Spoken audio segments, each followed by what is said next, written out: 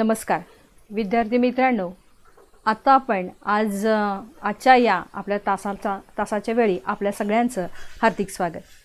आपण आजच्या या लॉकडाऊनच्या काळामध्ये घरी बसून अभ्यास करतोय आणि हा अभ्यास करत असताना बऱ्याचशा अडचणी येत आहेत, परंतु त्या अडचणीवर मात करतच आपण ही लढाई जिंकणार आहोत.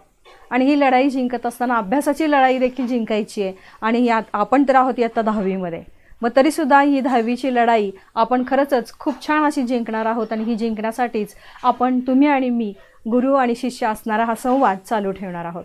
आज आपण जी कविता पाहणार आहोत त्या कवितेमध्ये सुद्धा उत्तम लक्षण, यामध्ये देखील गुरु शिष्य संवादच आपण म्हणूयात तो आहे. तो कसा आणि काय आहे तो आपण पाहणार आहोत. यामध्ये गुरु आहेत संत रामदास, तर शिष्य तुम्ही आम्ही सगळेजणच आहोत. समाजामध्ये आपण पाहतो ऐकतो की संत रामदासांचं दासबोधामधील अगदी लहान, अगदी 2 ते 4 वर्षाचा आपण झालो की घरामध्ये आई आपल्याला मनाचे श्लोक म्हणायला शिकवते. का तर त्या मनाच्या श्लोकामध्ये होणारे त्या मनाच्या श्लोकामधून होणारे जे संस्कार आहेत ते संस्कार एक आपल्याला आदर्श जीवन जगण्यासाठी अत्यंत महत्त्वाचे असतात. आणि खरंच की हे दासबोधामधील काही ओव्या ज्या आहेत त्या ओव्या आज आपण अभ्यासणार आहोत.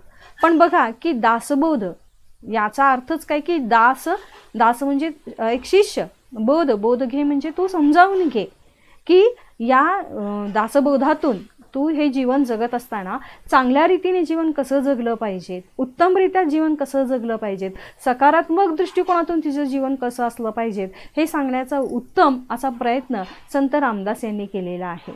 या मनाचे श्लोक, या मनाच्या श्लोकाचं तर आहे काव्य जे आहे ते अत्यंत उपयुक्त आणि प्रत्येकाच्या मुखी असणारे आहे. बघा, या मनाच्या श्लोकामधून लहान वयातच एक नकळत संत रामदासांनी आपल्यावर एक चांगल्या गुणांचा वर्षाव केलेला आहे. आणि हे जर मनाचे श्लोक आपण लहानपणापासूनच अंगीकारले तर साहजिकच आपल्या पुढील भावी आयुष्यामध्ये कधीही आपल्याला वाईट गोष्टींच्या आहारी जावं लागत नाही किंवा आपल्याला वाईट अनुभव बऱ्याच अंशी कमी प्रमाणामध्ये येतात. म्हणून मनाच्या श्लोकामध्ये या मनावर केलेले जे संस्कार आहेत, चांगले विचार आहेत, सद्विचार आहे, त्या सद्विचारांची जी शिदोरी आहे ती सद्विचारांची शिदोरी घेऊन आपण आपलाचं हे जीवन हे जगत आलेलो आहोत आणि जगणार आहोत. बघा विद्यार्थी मित्रांनो की तुम्ही बैठकीला जाता, बैठकीला गेल्यानंतर त्या ठिकाणी काय आपल्याला अनुभवायला येतं तर बैठकीला गेल्यानंतर आपण तिथं जवळजवळ 2 तास, 3 तास, 1.5 तास, छोट्या मुलांची 1 तास अशा प्रकारे बैठक असते. आणि मग त्या बैठकीमध्ये तुम्हाला कितीतरी चांगले विचार, चांगल्या गोष्टी हे ऐकायला मिळत असतात. आणि त्याच्यातून तुमच्या मनावर एक चांगल्या विचारांची पखरण केली जाते. नुसते चांगले विचारच नाही तर ज्यावेळी तुम्ही तिथं बसता, त्या बैठकीमध्ये जाता, त्यावेळी त्या ठिकाणी कानावर चांगले विचार येऊन मनामध्ये सुद्धा चांगल्या विचारांची कुठेतरी रोपण होत असते. आणि त्या रोपणामुळेच एक प्रकारची एकाग्रता आपल्या मनामध्ये येत असते. एका जागेवर स्थिर कसं राहावं हे सुद्धा त्या बैठकीमधून आपल्याला जाणवतं. म्हणजे बैठक का म्हणण्यापेक्षा त्याच्यामध्ये असणारे जे विचार आहेत, मनाच्या श्लोकातून, दासबोधातून, त्या ग्रंथातून दिले गेलेले जे विचार आहेत ते विचार खूप आपल्या आयुष्याला कलाटणी देणारे असे आहेत. आणि म्हणूनच आपण संत रामदासांनी काही त्यातल्याच दासबोधामधल्या दुसऱ्या समासातल्या, दुसऱ्या शतकातल्या ज्या काही ओव्या ठराविक घेतलेल्या आहेत 10 त्या आज आपण अभ्यासणार आहोत. तत्पूर्वी बघा की संत रामदासांनी हे जे दासबोध आहे त्या दासबोधामध्ये जे लेखन केलेलं आहे ते लेखन म्हणजे तुमच्या आमच्या जनरीतीचेच काही उदाहरणं, काही अनुभव आहेत. आणि त्या अनुभवामधून आपल्याला खूप काही चांगलं म्हणजे तुमच्या आमच्या अनुभवातूनच तुम्हा आम्हाला शहाणं करायचा प्रयत्न त्यांनी केलेला आहे. आणि काय करू नये हे सांगण्याचा त्यांनी प्रयत्न केलेला आहे की माणसाच्या 2 बुद्धी असतात. बघा की एक बुद्धी म्हणजे की देहबुद्धी आणि दुसरी बुद्धी म्हणजे आत्मबुद्धी. देहबुद्धी म्हणजे हे शरीर, हे शरीर जे काय आहे ते शरीर काय करतं, फक्त मी आणि माझा, न्याय आणि नीतीचा विचार करत नाही. तो फक्त माझ्याभोवतीच फिरत राहतो, फक्त माझ्या पुरताच विचार करतो. जे काही असेल ते सगळं काही माझं, मलाच, मीच, हाच अहंकाराभोवती तो गुरफटत राहतो. अशी असते ती देहबुद्धी. म्हणून विद्यार्थी मित्रांनो, या देहबुद्धीतच आपण अडकून न राहता दुसरी जी एक बुद्धीचा प्रकार त्यांनी सांगितलेला आहे तो म्हणजे आत्मबुद्धी. मग या आत्मबुद्धीमध्ये काय केलं जातं की अध्यात्म म्हणूयात आपण त्यामध्ये, की अध्यात्म बुद्धी, की जिथं प्रपंचाबरोबर परमार्थही विचारात घेतला जातो. या परमार्थामध्ये तो विचार करत असताना तो स्वतःला मूळतः सोडून देऊन इतरांच्या बरोबर जे काही सुख असेल दुःख असेल ते वाटून घेण्याचा तो प्रयत्न करतो, जेणेकरून दुसऱ्याला अधिक कसं देता येईल ते देण्याचा तो प्रयत्न करतो. त्याला आत्मबुद्धी असं म्हटलं जातं. आणि याच्यातून तो काय करतो, दुसरा म्हणजे कोण, तर आपला आजूबाजूचा, आपल्या देशातला, परदेशातला, समाजातले जी कोणी व्यक्ती असेल त्या व्यक्तीला माझ्या परीने जेवढं काही देता येईल, जेवढं काही मला सहकार्य करता येईल, मदत करता येईल तेवढं करण्याचा प्रयत्न जो करतो, त्याच्यामध्ये ही आत्मबुद्धी जी असते ती आत्मबुद्धी, अध्यात्मबुद्धी ही त्याच्यामध्ये येते. म्हणजेच परलोकाचा, दुसऱ्याचा विचार करण्याची बुद्धी ही आत्मबुद्धीमध्ये येत असते. मग हेच या उत्तम लक्षणामध्ये विविध या 10 ओव्यामधून संत रामदासांनी सांगण्याचा प्रयत्न असा केलेला आहे की माणसानं देहबुद्धीतून पटकन माणूस बाजूला सरकत नाही किंवा त्याला सरकता येत नाही, परंतु तो सरकवण्याचा स्वतःचा पहिल्यांदा त्यांनी स्वेच्छेनं दूर होण्याचा प्रयत्न केला पाहिजे. म्हणजे काय की मी माझ्यापुरता जो विचार करतो तो माझ्यापुरता विचार न करता मी या आत्मबुद्धीच्या जवळ जाऊन दुसऱ्याबद्दल, दुसऱ्याच्या वेदना देखील काय आहेत त्या वेदना जाणण्याचा मी प्रयत्न केला पाहिजे. माझ्याकडे जे काही थोडंफार आहे ते थोडंफार मी देण्याचा दुसऱ्याला प्रयत्न केला पाहिजे. त्यालाच आपण आत्मबुद्धी म्हणतो. म्हणजे प्रपंच करत करत परमार्थाकडे वळण्यासाठी अत्यंत उपयुक्त असलेला, आपल्या जीवनाला संजीवनी देणारा ग्रंथ म्हणजे दासबोध. आज तुम्ही छोटी मुलंच या बैठकीला जाता असं नाही, तर तुमचे आई बाबा सुद्धा या बैठकीला जात आहेत. का जात आहेत, तर त्या बैठकीमधून येणाऱ्या विचारांची, सद्विचारांची, मी तर म्हणेन त्या सद्विचारांची जी काही उधळण आहे ती आपल्या आयुष्याला फार मोठं चांगलं वळण देते किंवा आपलं आयुष्य पुढं जाण्यासाठी ते अत्यंत हितकारक आहे. कारण चांगले विचार असतील तर नक्कीच जीवन हे आयुष्य सुजलाम सुफलाम अगदी खूप सुंदर असं होऊ शकतं. तर मग पाहूयात की संत रामदासांनी या उत्तम लक्षण यामध्ये काय सांगितलेलं आहे. थोडासा परिचय मी त्यांचा यामध्ये देते की बघा की संत रामदासांच्या काव्याची ठळक वैशिष्ट्य म्हणजे त्यातील सामाजिक जाणीव ही आपल्याला संत रामदासांच्याकडून पाहायला मिळते. समाजाच्या नैतिक आणि आध्यात्मिक उन्नतीविषयी अखंड जागरूकता आणि अतीव तळमळ संत रामदास यांच्या काव्यात आढळते. आध्यात्मिक विचारांचे प्रतिपादन करणारे टीकाग्रंथ, स्फुट प्रकरणे, आख्यान काव्ये, करुणाष्टके, उपदेशपर रचना, अभंग पदे, भूपाळ्या, आरत्या, स्तोत्रे असे विविध प्रकारचे वाङ्मय त्यांनी निर्माण केले. दासबोध ही त्यांची स्वतंत्र कृती असून त्यांचा व्यासंग, चिंतन, समाजाचे व जनरीतीचे त्यांनी केलेले सूक्ष्म अवलोकन प्रत्ययाला येते. आत्ताच मी तुम्हाला सांगितलं की हे दासबोध म्हणजे हा की यामध्ये जे काही अनुभव आहेत किंवा जे काही ओव्या आहेत त्यामध्ये असलेला जो विचार आहे तो विचार म्हणजे तुमचे आमचे जनरीती म्हणजे जन म्हणजे माणूस, लोक, या लोकांच्या राहणीमानाचे किंवा अनुभवत असलेले जे विचार आहेत, अनुभव आहेत त्याचंच अवलोकन त्यांनी केलेलं आहे. आणि त्याची प्रचिती आपल्याला दासबोधाप्रमाणेच मनाचे श्लोक हे अत्यंत लोकप्रिय असलेल्या काव्यामधून सुद्धा अभ्यासायला किंवा पाहायला मिळते. तर संत रामदास यांनी या रचनेमध्ये आता जी आपण पाहणार आहोत उत्तम लक्षण, उत्तम म्हणजे आदर्श, चांगली, लक्षण म्हणजे गुणवैशिष्ट्य, की एखादे उत्तम माणूस असेल तर त्याची गुणवैशिष्ट्य कोणती असतात. उत्तम माणसालाच आपण आदर्श व्यक्ती असं सुद्धा म्हणतो. तर या उत्तम माणसांची लक्षणं कोणती असतात, कशी असतात, काय आहेत हे या आपल्या उत्तम लक्षण या कवितेमध्ये सांगितलेले आहे. ही कविता संत काव्य यामध्ये मोडते. यामध्ये संवेदनशीलता, सौजन्यशीलता हे सुद्धा मूल्य आपल्याला अनुभवायला येतात. तर आता आपण पाहत असताना बघा की यामध्ये काय करावं आणि काय करू नये हे सांगितलेले आहे. बऱ्याचदा आपल्याला या ओव्यामधून असं अनुभवायला मिळते की करू नये, ठेवू नये, तंडू नये, भांडू नये, अशी यमकपूर्ण रचना ही आपल्याला अनुभवायला मिळते. या यमकातून एक नकारात्मक विचार जरी असले तर ते नकारात्मक विचार काढावेत असं छान आपल्याला या ओव्यामधून त्यांनी सांगितलेलं आहे. कसं काय बघा की संत रामदास यांनी या रचनेत आदर्श व्यक्तीची लक्षणे सांगितली आहेत. आदर्शत्वाची संकल्पना स्पष्ट करताना त्यांनी काय करावे आणि काय करू नये याबाबत मार्गदर्शन केलेले आहे. सत्याचा मार्ग स्वीकारावा, विवेकाने वागावे, कीर्ती वाढवावी असा संदेश या संत रामदासांनी या आपल्या काव्यामधून दिलेला आहे. तो काय आणि कसा हा आता आपण पाहूया. बघा, पहिले मी ओवी वाचते.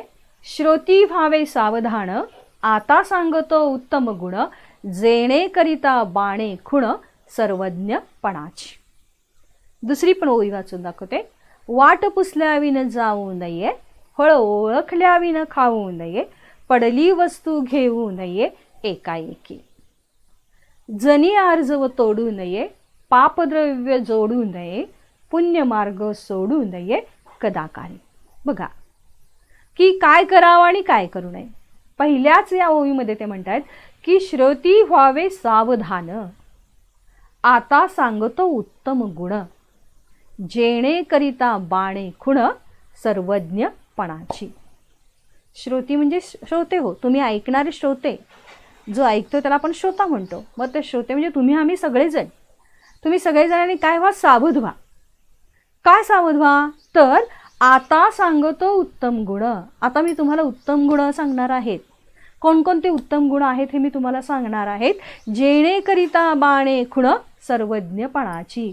जो हे उत्तम गुण अंगीकारणार आहे, बाणे म्हणजे अंगीकारणे, जो स्वतःला त्या गुणांचा अंगीकार करणार आहे, सर्वज्ञपणाची, त्याला सगळ्या गोष्टी माहिती होणार आहे. तो सर्वज्ञ होणार आहे, त्याला बऱ्यापैकी सगळ्या गोष्टी माहिती होणार आहेत. म्हणून मुलांनो, तुम्ही सुद्धा सावध होऊन, फक्त यावर्षीच या अभ्यासाला आहे म्हणून अभ्यासायची नाही ही कविता, तर आयुष्यामध्ये मला एक चांगली व्यक्ती, आदर्श व्यक्ती म्हणून जगायचं असेल, मी म्हणते किमान उत्तम म्हणून जरी मला एक चांगली व्यक्ती म्हणून जगायचं असेल, तर ही जी काही 10 आपल्याला दिलेल्या ओव्या आहेत त्यामध्ये सांगितलेला जो भावार्थ आहे तो भावार्थ मी अंगीकारणं फार महत्त्वाचं आहे. आणि काय यावर्षी तर याच वर्षी इथून पुढं आपलं खऱ्या अर्थानं आयुष्य हे सुरू होत असतं. आणि हे आयुष्य सुरू होत असताना या जर ओव्यांचा मी अंगीकार केला, हे ज्या ओव्यामध्ये सांगितलेला अर्थ मी स्वतः अंगीकारला, म्हणजेच मी आचरणामध्ये आणला, तर साहजिकच मी कोणत्याही प्रसंगी वाईट गोष्टींच्या आहारी जाणार नाही, किंबहुना माझं आयुष्य हे चांगलं सरळ सन्मार्गाला लागेल, तो वेगळ्या वाईट वाटेकडे वळणार नाही. आणि त्याचसाठी खबरदारी म्हणून आपल्यासाठी दिलेला हा उत्तम लक्षण ही अत्यंत सुंदर अशी काव्यरचना. दुसऱ्या ओवीमध्ये त्याचे म्हणतात की वाट पुसल्याविन जाऊ नये, फळ ओळखल्याविन खाऊ नये, पडली वस्तू घेऊ नये एकाएकी. बघा की ज्यावेळी आपल्याला कुठं प्रवास करायचा असेल तर तो प्रवास करत असताना तो प्रवास कुठं जायचे, काय जायचं हे मला माहिती, परंतु रस्ता तो मला माहिती नसेल तर तो रस्ता मी माहिती पुसणे म्हणजे विचारणे. समोर एखादी व्यक्ती असेल तर त्या व्यक्तीला मी ते विचारायला हवं की बाबा हा रस्ता कुठं जातो, काय जातो, कसं जायला हवं, मला जायचं आहे ते ठिकाण त्या व्यक्तीला सांगणं गरजेचं आहे. आणि मग त्या व्यक्तीकडून मिळणारं जे मार्गदर्शन आहे त्यानुसार आपण तो प्रवास आक्रमिला पाहिजे. आता बघा इथं मी प्रवासाबद्दल बोलले, म्हणजे बरोबरचा अर्थ मी धरला. पण खरंच आयुष्यामध्ये सुद्धा की ज्यावेळी आपण एखादी गोष्ट करणार आहोत, ज्यावेळी एखाद्या गोष्टीला मला सामोरं जायचं असेल, त्यावेळी मला खऱ्या अर्थानं ती गोष्ट करत असताना चांगली आहे का वाईट आहे, मी जो मार्ग आक्रमीला आहे करणार आहे तो करत असताना मी योग्य निवडलाय का अयोग्य आहे हे पाहणं गरजेचं आहे. जसं मी आणखीन साधं सोपं तुम्हाला उदाहरण देते की बघा बाळांनो, की तुम्ही आता 10वी यावर्षी होणार आहात आणि 10वी झाल्यानंतर तुम्हाला पुढे 11वी 12वी किंवा 12वी वर्षामध्ये तुम्हाला काहीतरी वेगळं व्हायचं आहे. मग ते होत असताना मी ज्याला ज्या गोष्टी माहिती आहेत 10वी नंतरच्या चांगल्या ज्या ज्या असतील त्या मी एखाद्या मार्गदर्शक व्यक्तीला विचारणं गरजेचं आहे. आणि जर त्या व्यक्तीला मी विचारलं आणि त्या व्यक्तीकडून ते जर ज्ञान घेतलं, समजा मला डॉक्टर व्हायचं आहे तर डॉक्टर होण्यासाठी मी 10वी नंतर कोणती साईड घेतली पाहिजेत, कोणती साईड घेतल्याने मी कोणकोणती परीक्षा दिली पाहिजे, त्यासाठी येणारा खर्च किती असतो, त्याचं कॉलेज कुठं असतं, या सगळ्या गोष्टी मी जो डॉक्टर झालेला आहे किंबहुना त्याच्यात थोडंफार जवळचं ज्याला ज्ञान आहे त्याला जर मी ते विचारलं तर खऱ्या अर्थानं मला मिळणारी माझी जी आयुष्याची वाट आहे ती वाटेतला जो प्रवास आहे तो प्रवास हा माझा सुखकर होणार आहे. परंतु मला काहीच माहिती नसेल आणि मी बिंदास तशीच उडी घेतली तर मी जाणार नाही असं नाही, परंतु मला त्या टोकापर्यंत त्या ठिकाणापर्यंत पोहोचायला जरा वेळ लागेल आणि येणाऱ्या अडचणी ह्या अनेक असतील. पण हे जर मी आधी विचारलं, समजावून घेतलं तर तो वाट माझा सुखकर होऊन मी त्या ध्येयापर्यंत पोचणार आहे. फळं ओळखल्या विणं खाऊ नये. बघा की आपण काय करतो की फळ दिसलंय म्हणून खा, कधीच नाही. की ज्यावेळी आपल्याला एखादं फळ दिसते तर ते फळ कोणतं आहे, चांगलं आहे का, काही विषारी आहे हे सुद्धा पाहणं गरजेचं आहे. आणि मग ते बघूनच ते आपण खाल्लं पाहिजेत, नाहीतर ते खाऊ नये. म्हणजे आपल्या जिभेवर सुद्धा आपल्या नियंत्रण असणं गरजेचं आहे. पडली वस्तू घेऊ नये एकाएकी. एखादी दिसली वस्तू की उचला, अजिबात घ्यायची नाही. एकाएकी तुम्हाला एखादी वस्तू दिसली आहे पडलेली रस्त्याने जात असताना आणि तुम्ही ती उचलली, चांगली आहे का वाईट आहे हे पाहिलीच नाही, दिसताना वरनं छान मस्त गोरी गोमटी दिसते, बांधलेलं पॅक दिसतंय, छान गिफ्टसारखं दिसतंय म्हणून तुम्ही जाऊन घ्याल. पण त्याच्यामध्ये हळूच उघडून बघितलं तर असेल एखादा बॉम्ब, तर झाला का सगळा सत्यानाश. त्यामुळं मोहात पडायचं नाही. हे इथं सांगायचं आहे काय त्यांना की कोणतीही गोष्ट ही आपण वस्तू असेल ती पाहिली, पडली, दिसली की लगेच त्या मोहात पडायचं नाही, लोभात पडायचं नाही. आपण त्या वस्तूपासून त्या गोष्टीपासून स्वतःला नियंत्रण ठेवायचं. स्वतःच्या या देहबुद्धीवर, आपल्या देहबुद्धीवर नियंत्रण ठेवून, संयम ठेवून आपण त्या वाईट मार्गाकडून बाजूला सरकायचं आहे. तिथंच त्यात अडकून पडायचं नाही.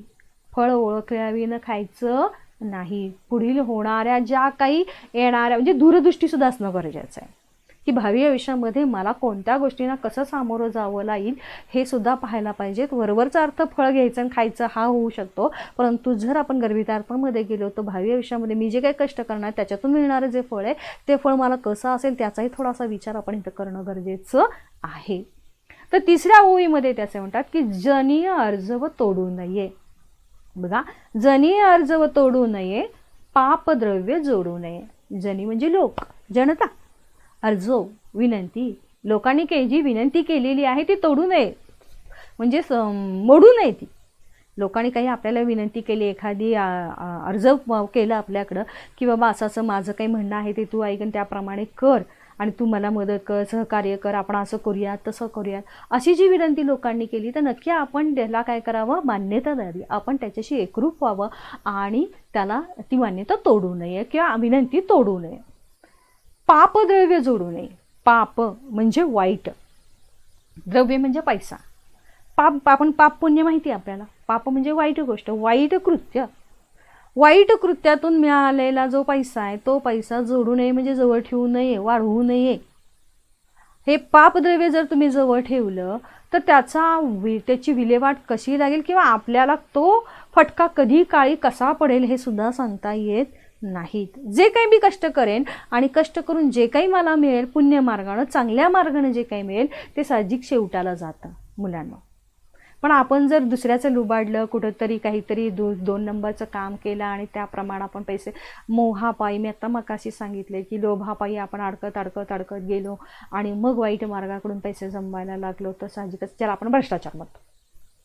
मग असा जर भ्रष्टाचार आपण आयुष्यामध्ये करायला लागलो तर आपल्याला माहिती आहे की आपल्याला इथंच कुठे ना कुठेतरी त्याचं फळ भोगावं लागतं, वाईट अनुभव येत असतात. म्हणून आपण आहे त्याच्यात सुख मानून आणखीन सुखावं असेल तर आणखीन कष्ट करा. मला समजा साधे 10-20 मार्क 50 मार्क पडतात, मला 60 मार्क पडायचे तर त्यासाठी मी अधिक अभ्यास करणं गरजेचं आहे. अगदी तसं जीवनामध्ये एक लक्षात ठेवा की मला मोठं व्हायचं आहे, श्रीमंत व्हायचं आहे तर त्यासाठी माझ्याकडे असलेलं द्रव्य हे मला कमी पडत असेल तर त्यासाठी मी कष्ट करेन, मेहनत घेईन, रात्रंदिवस कष्ट करेन. तिथं तुम्हाला मार्ग सापडेल, तिथंही तुम्हाला द्रव्य मिळू शकेल. पण तुम्ही दुसऱ्यांकडचं काही घेतलं आणि त्या सरकारी असेल किंवा बिनसरकारी असेल एखाद्या कामाचं दुसऱ्याचं काम करायचं असेल आणि त्याच्यातून तुम्ही मध्यस्थ कमिशन वगैरे ह्या प्रकारे करत असाल तर ते योग्य नाही. म्हणजेच पापानं मिळवलेला पैसा हा कधी जोडायचा नाही. स्वतःच्या मेहनतीनं, स्वतःच्या सामर्थ्यावर जो आपण जी द्रव्य पैसा मिळवू तो आपल्याला खूप खूप समाधान आणि आनंद देत जातो. म्हणून पुढच्या ओळीमध्ये ते म्हणतात, पुण्य मार्ग सोडू नये कदाकाळी. म्हणून रामदास म्हणतात की बघा, पुण्याचा मार्ग, पुण्य म्हणजे चांगलं चांगलं कार्य, चांगलं काम, सत्कार्य, चांगला मार्ग तो सोडायचा नाही. कदाकाळी म्हणजे केव्हाही. जे बघ किती छान 3 ओव्यामध्ये त्यांनी आपल्याला सांगितलं आहे की बाळांनो, उत्तम गुण मी सांगतोय ते उत्तम गुण तुम्ही अंगी बाळगा, म्हणजे तुम्ही सर्वज्ञ व्हाल. वाट पुसल्याविना म्हणजे जाऊ नका, विचारल्याविना अनुभव घ्या, मार्गदर्शन घ्या. त्याच्याशिवाय पुढे जाऊ नका, कोणती वस्तू घेऊ नका. आणि लोकांच्या ज्या काही विनंती असतील त्या विनंतीला मान देऊन आपण त्यांना सहकार्य करा. पापद्रव्य घेऊ नका. पुण्यमार्ग नक्की अंगीकारा आणि आपण पुढे जावा. खूप चांगलं असं सांगितलेलं आहे. पुढच्या ओवीमध्ये ते सांगतात बघा, तोंडाळाशी भांडू नये, वाचाळाशी तंडू नये, संत संग खंडू नये अंतर्यामी. तोंडाळ म्हणजे भांडखोर, सारखं बडबड तोंडानं काहीतरी व्यर्थ बडबडणारा, वाईट बोलणारा, भांडणं सदैव करणारा. त्या भांडणारा जो भांडखोर आहे ना, त्याच्या नादी लागायचं नाही. आपण आरे म्हणले की तो कारे म्हणतो, त्याने कारे म्हणले की आणखीन वेगळं काहीतरी म्हणतो. मग असं म्हणत म्हणत काय होतं की शब्द वाढत जातात. आणि शब्द वाढत गेले की वादातून वाद आणखीन वाढतात. आणि वादामध्ये वाद वाढल्यामुळं संवाद निघून जातो. म्हणून जुई आपल्याला कळते की बाबा भांडकुदळ व्यक्ती आहे, सारखं बडबड करणारी व्यक्ती आहे, तिच्याशी भांडत बसायचं नाही. भांडत घालून आपल्यातली जी सकारात्मक ऊर्जा आहे ती घालवायची नाही. आपली जी एनर्जी आहे चांगल्या गोष्टीतली ती चांगल्या गोष्टीमध्ये घालवा, वाईट गोष्टीमध्ये वेळ घालवू नका. आपण शांत राहिलं की समोरची व्यक्तीसुद्धा शांत होते. म्हणून आपण भांडत बसायचं नाही.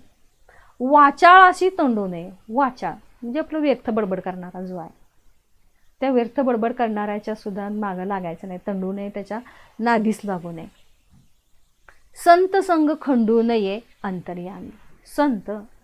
संत म्हणजे सज्जन माणूस, संग म्हणजे सोबत. संतांची सोबत खंडू नये, सोडू नये, कधीच सोडू नये. अंतर्यामी मनापासून इंद्रियापासून कधीही त्या संतांची संगत सोडायची नाही, त्यांना धरूनच राहायचं. कारण या संघामध्ये, संतांच्या सोबतीमध्ये कधीही आपण पाहतो चांगलेच विचार, चांगल्याच गोष्टी या आपल्याला अनुभवाला येत असतात. आणि म्हणून मित्रांनो, बाळांनो, की संत संघ म्हणजे संतांचे विचार हे ग्रंथातून आपण अनुभवत असतो, ओव्यातून आपण आत्ता शिकत आहोत. तर असे हे संतांचे विचार जे आहेत ते कधीही सोडून देऊ नका. आळसे सुख मानू नये. आपण फार मानतो आहे की नाही, आळस म्हणजे आळस आपला मित्र असतो. मग आळस ज्याने मित्र केला त्याचा कार्यभाग तिथंच संपला. म्हणून सुरुवातीला की बाबा नो, तुम्हाला जीवन हे फार मोठं पडलेलं आहे, छान जीवन आहे, हे जीवन जगायचं असेल तर या जीवनामध्ये आळस सोडून द्या. कारण आळसामुळे प्रगती खुंटते, प्रगती होत नाही, विकास होत नाही आणि आपलं आयुर्मान देखील कमी होतं. म्हणून आळसात सुख मानायचं नाही. चहाडी मनाचं आणू नये, शोधल्या विन करू नये कार्य काही. चहाडी आपण म्हणतो ना, चाड ह्यांनी त्याला चाडी सांगितली, त्यांनी हिला चाडी सांगितली. चहाडी म्हणजे एकाची गोष्ट दुसऱ्याला सांगायची, दुसऱ्याची गोष्ट तिसऱ्याला सांगायची, याचं त्याला आणि त्याचं त्याला. अशा गोष्टी करण्यामध्ये सुद्धा आपला वेळ घालवायचा नाही. कारण काय होतं की या चाडी करण्यामुळं एकमेकांच्या मनामध्ये आपण एक वाईट विचार दुसऱ्यांच्या मनामध्ये निर्माण करत राहतो. आणि याच्यातून काय फलद्रूप होतो, तर याच्यातून वाईटच निर्माण होतं. पण हे जर मी माझ्यासाठी चांगले विचार करत असेल, दुसऱ्यांना देखील मी चांगले विचार सांगत असेल, तर समोरची व्यक्ती देखील म्हणते, किती छान सांगितलं ना, बरं वाटलं ऐकताना, असं असावं. म्हणजेच आपण याचं त्याला आणि त्याचं ह्याला करण्यामध्ये आपले चांगले विचार कधीही घालवता कामा नये. या जिभेला नियंत्रण ठेवणं गरजेचं आहे. शोधल्यावी न करू नये कार्य काही. आपण कोणतंही काम करतोय, मग ते काम करत असताना शोधावं, त्यात काय आहे काय नाही, बारकावे काय आहे त्याच्यामध्ये, ते शोधणं फार महत्त्वाचं आहे. म्हणजे कोणतंही काम करत असताना आपण त्याच्या मुळाशी जाणं आणि त्यानुसार आपण करणं हे फार महत्त्वाचं आहे.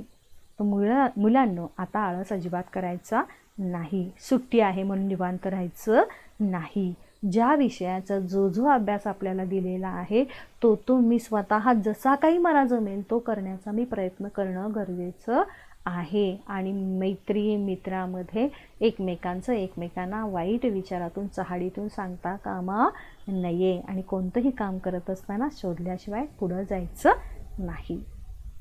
पुढे संत रामदास असं म्हणतायत बघा की सभेमध्ये लाजू नये, बाष्कळपणे बोलू नये, पैज होड घालू नये काही केल्या. सभेमध्ये लाजू नये. सभा कोणती सभा असते? बैठक ज्याला आपण हे म्हणूयात, आपण एखादी ज्याला काय आपण म्हणतो शिबिर म्हणूयात, आपली पालक सभा म्हणूयात, किंवा काही असू दे, कोणतीही सभा असू दे, तर त्या सभेमध्ये आपण लाजायचं नाही. जे काही मला माझे विचार मांडायचे, सभेमध्ये एखादा विषय कोणता घेतला असेल, अभ्यासाबाबत घेतला असेल, विषयाबद्दल एखादा घेतला असेल, शाळेबद्दल एखादा घेतला असेल, तर साहजिकच त्या सभेमध्ये तुम्ही बिनधास्तपणे तुम्हाला जे वाटतंय, जे तुमचे विचार आहेत ते विचार तुम्ही बिनधास्तपणे मांडा. पण हे विचार मांडत असताना पुढे संत रामदास असं म्हणतात, बाष्कळपणे बोलू नये. जे विचार तुमचे आहेत ते मांडताना लाजायचं बिलकुल नाही, कारण तुमच्या मनामध्ये ते विचार आलेले आहेत आणि ते विचार समोरच्यापर्यंत जाणं तुम्हाला महत्त्वाचं वाटतंय. नक्कीच तुम्ही तिथपर्यंत तुमचे विचार उद्धृत करा. पण बाष्कळ म्हणजे विनाकारण काहीतरी फालतू बडबड करणे, बालिशपणे बोलतात ना, बाष्कळपणे म्हणजे बालिशपणे. जे कोणी बोलतं ना ते बोलत बसायचं नाही. तिथं विनाकारण लोकांचा पण वेळ घालवायचा नाही आणि आपणच आपलं हसं करून घ्यायचं नाही. म्हणून बाष्कळ न बोलता जे अचूक आहे, योग्य आहे, त्या विषयाशी समरूप आहे, त्या विचारांची कुठेतरी सांगड घालणारे आपले विचार आहेत, तर नक्की आपण तिथं ते तुमचे विचार, तुमचे मत बोलून दाखवा. पैज होड घालू नये काही केल्या. पैज म्हणजे स्पर्धा. विनाकारण स्पर्धा लावायची नाही आणि भांडण करत बसायचं नाही. स्पर्धा, पैज हे लावण्यामुळं काय होतं तर बऱ्याच अंशी आपल्याला नकारात्मकच भूमिका अनुभवायला येते. आणि स्पर्धेच्या अपेक्षेच्या मागे लागलं की तिथं अपेक्षा पूर्ण झाली नाही की नैराश्य येतं. तर जे काही आहे, जे काही दिलेलं आहे ते मी माझ्या मतानं, माझ्या सामर्थ्यानं व्यवस्थित कसं करेन ते करण्याचा प्रयत्न करा. विनाकारण या स्पर्धेमध्ये अडकून राहू नका. म्हणजेच पैज होड घालू नये काही केल्या. पुढचं आपण बघूयात बघा की कोणाचा उपकार घेऊ नये, घेतला तरी राखू नये, परपीडा करू नये, विश्वासघात. कोणाचा उपकार घेऊ नये बघा, की कोणाकडून आपण काही घेतलं असेल, काय बघा या हाताला या हाताची गरज लागतेच. मग आपण कोणाकडून काही ना काही कधीतरी घेतो, आपण कोणाला काहीतरी देत असतो. मग हा घेतलेला जो उपकार आहे तो घेतला तरी राखू नये. जर आपण दुसऱ्याकडून काही घेतलं असेल तर ते घेतलेले जे काही वस्तू रूपात असेल, विचारातून असेल, काही असो, जे आपण काही घेतले असेल दुसऱ्याकडून ते आपण दुसऱ्याला न विसरता परतफेड करणं, ते उपकार परत फेडणं हे अत्यंत महत्त्वाचं आहे.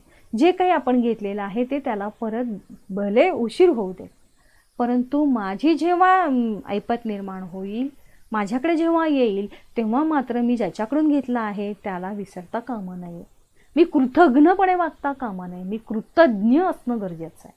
म्हणजे जर उपकार घेतला तर तो राखून ठेवायचा नाही, विसरायचं नाही, त्याचा परोपकार करणं हे आपलं महान कर्तव्य आहे. बरोबर आहे ना, की मी आत्ता सांगितलं या हाताला गरज आहे, घेतलं पाहिजे तसं दिलंही पाहिजे. परपीडा करू नये, विश्वासघात. परपीडा, पर म्हणजे दुसरा आणि पीडा म्हणजे त्रास. दुसऱ्याला आपण त्रास द्यायचे नाही विनाकारण. विश्वासघात करायचा नाही. आपल्यामध्ये इमानदारी असली पाहिजे. म्हणजे आपण विश्वासार्हता निर्माण करणं गरजेचं आहे, विश्वासघात करायचा नाही. मैत्रीमध्ये आपण एक वरवर वागायचं वेगळं आणि अंतर्यागातून वागायचं वेगळं असं करता कामा नये. समोर जे काही असेल त्याप्रमाणे वागून आपण आपली मैत्री, आपले जीवन हे सरळ अर्थानं जगणं सुखी समाधानी होतं. दुसऱ्याला त्रास देऊन होत नाही, त्याच्यातून विश्वासघातच होतो. तो विश्वासघात निर्माण करायचा नाही. आपण विश्वासार्हता निर्माण करत असताना, मैत्रीपूर्ण नातं निर्माण करत असताना माणुसकीचं नातं आपण निर्माण करून विश्वासानं जीवन जगायचं आहे. याचं त्याचं ह्याला करण्यात वेळ घालवायचा नाही. पुढे संत रामदास असं म्हणतायत बघा की व्यापकपण सांडू नये, पराधीन होऊ नये, आपले ओझे घालू नये कोणी एकासी. व्यापकपण, मन मोठं पाहिजे, व्यापकता आपल्या विचारामध्ये पाहिजेत. मी आणि माझंच, मी माझं माझं माझं एवढं कुपमंडूकता आपल्यामध्ये असता कामा नये. आपल्यामध्ये व्यापकता, मन मोठं असणं गरजेचं आहे. पराधीन होऊ नये, परावलंबी व्हायचं नाही अजिबात. आपले ओझे घालू नये कोणी एकासे, आपला दुसऱ्याला त्रास होईल असं आपण वागता कामा नये.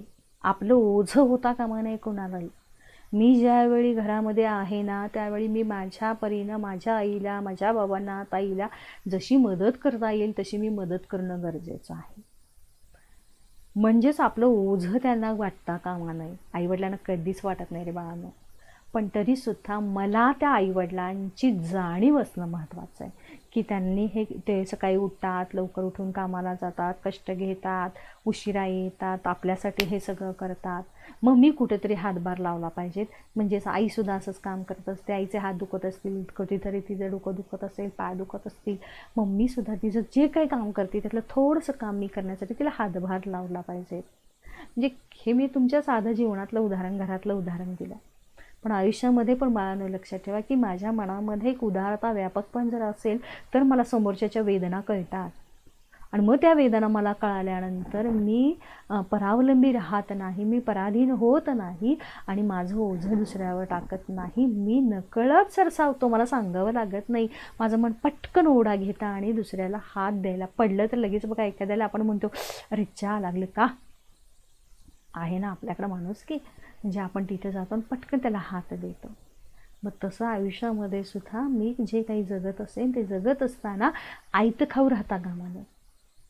ओझं माझं कोणाला होता कामा नये. कोणालाच, कोणी एकाचे म्हणजे कोणालाच.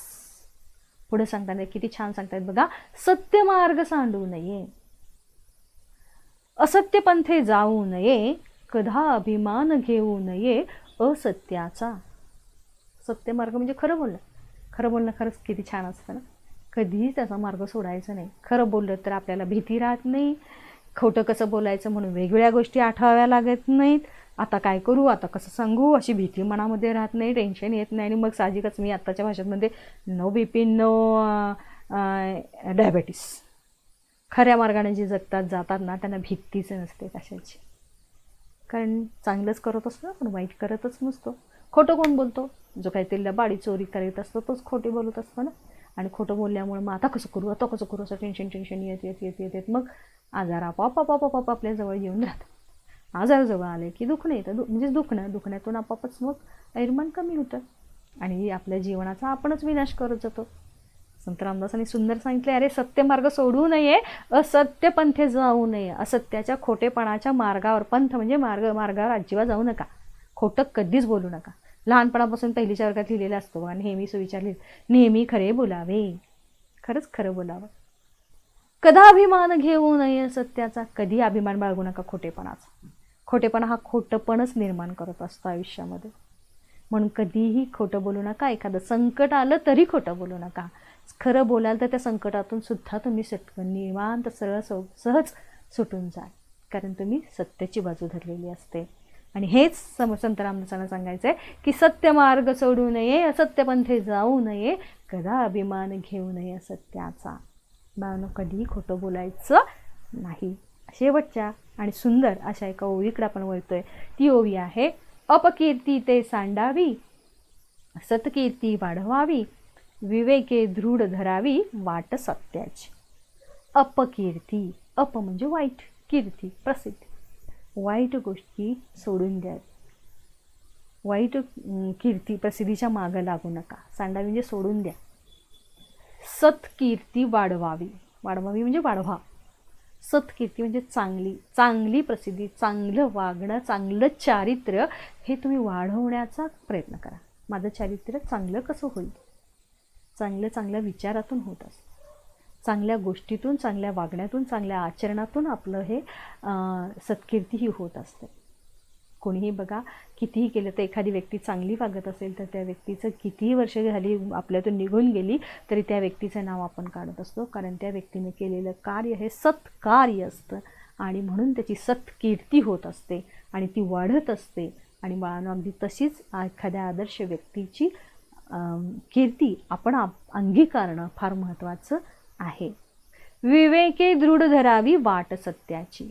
विवेके दृढ धरावी वाट सत्याची. विवेक म्हणजे विचार, चांगले विचार. दृढ धरावी, चांगले विचार हे दृढ करा, पक्का निश्चय करा वाट सत्याचे. हे करत असताना सत्याचा मार्ग हवाच. जे विचारपूर्वक विवेकानं सद्विचारानं संत संगानं तुम्ही राहाल तर हे जीवन खूप खूप खूपच सुंदर होत असतं. आणि अशा रीतीनं या उत्तम लक्षण या आपल्या या संत काव्यामध्ये संत रामदासांनी खूप छान या 10 ओव्यातून आपल्याला सुंदर जीवन जगण्यासाठी दिलेली ही विचारांची गुंफण अत्यंत उपयुक्त आहे. आणि बाळांनो, या 10 ओव्यांचा अभ्यास फक्त 10वी पुरताच न करता आयुष्यामध्ये तुम्ही करत राहाल तर आयुष्याचं सोनं झाल्याशिवाय कधीही राहणार नाही. आणि मग त्यामध्ये दुसरी तिसरी आदर्श व्यक्ती शोधण्यापेक्षा तुम्ही स्वतःचा आदर्श असाल, स्वतःचा आदर्श ठराल, यात तिळमात्र शंका राहणार नाही. आणि म्हणून बाळांनो, एक एक ओवी म्हणजे एक एक विचारांचा अंगीकार मी करेनच अशी आजपासून तुम्ही एक मनाशी खुणगाठ बांधा.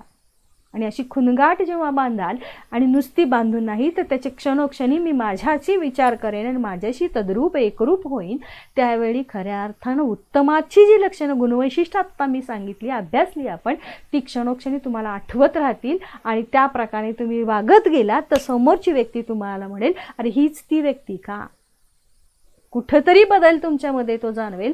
तो बदल जाणवेल त्या याच 10 दिलेल्या ओव्यांच्या आदर्शयुक्त उत्तम लक्षणामधून. अशी उत्तमाची लक्षणं ही तुमच्यामध्ये मला देखील पाहायला मिळाली पाहिजेत. नक्कीच ती तुम्ही मला पाहायला द्याल आणि नक्कीच अभ्यास नाही पण वागण्यातून तुम्हाला ते मला पाहायला मिळेल याच अपेक्षेत मी तुमच्याकडे पाहत राहीन. नक्कीच तुम्ही अभ्यासाबरोबर ही उत्तम लक्षणं अंगीकाराल याच अपेक्षेत.